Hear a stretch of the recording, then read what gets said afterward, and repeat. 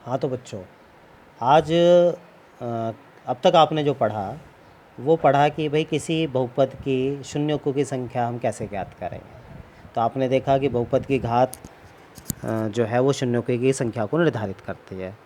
ठीक है बच्चों, ये आपको समझ में आ गया होगा। अब हमारी जो अगले एक्सरसाइज है वो 2.1 है। उसमें बहुपदों की शून्यकों की संख्या ज्ञात करने के लिए ग्राफीय विधि का सहारा लेंगे। तो ग्राफ से कैसे पता चलेगा किसी बहुपद की शून्यकों की संख्या क्या है। तो उसके लिए हमें क्या करना पड़ेगा, हमें ये देखना पड़ेगा कि वो जो बहुपद है उसका जो ग्राफ है वो एक्स अक्ष को कितनी बार काट रहा है।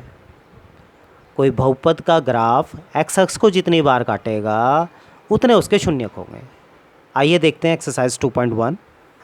तो देखिए, अब हम एक्सरसाइज 2.1 देखते हैं। तो आप देख रहे हैं कि एक्सरसाइज 2.1 में ये जो क्वेश्चन है इसमें ये ग्राफ दिए हुए हैं अलग अलग, और इन ग्राफ की सहायता से हमें शून्यकों की संख्या ज्ञात करनी है।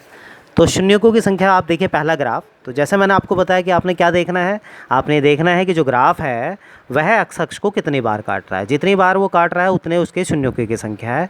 आप एग्जाम्पल फर्स्ट में अगर आप देखते हैं, आप देख रहे हैं ये हमारा एक्स एक्सिस है, ये हमारा वाई अक्ष है, वाई एक्सिस है, और ये हमारा ग्राफ है। तो आप देख रहे हैं जो ग्राफ वाली लाइन है ये एक्स अक्ष को कहीं काट ही नहीं रही। इसका मतलब इस बहुपद के शून्यक नहीं है, इसके शून्यकों की संख्या 0 है।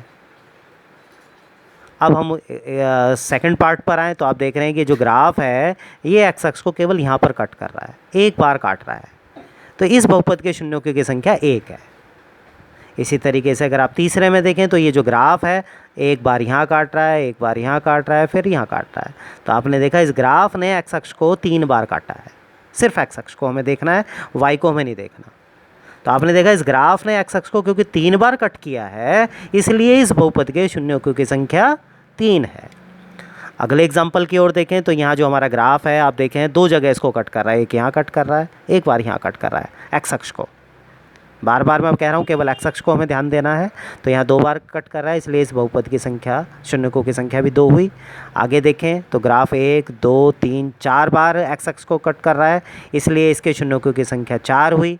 नेक्स्ट में अगर हम देखें तो 1 2 3 बार ये ग्राफ जो है एक्स अक्ष को कट करता हुआ जा रहा है, इसलिए इस बहुपद के शून्यकों की संख्या 3 हुई। इस प्रकार ये एक्सरसाइज 2.1 कंप्लीट होती है। आप बच्चों इसको कॉपी पे ज़रूर नोट करें, और जब भी स्कूल खुलेंगे हम उसको चेक करेंगे। Thank you.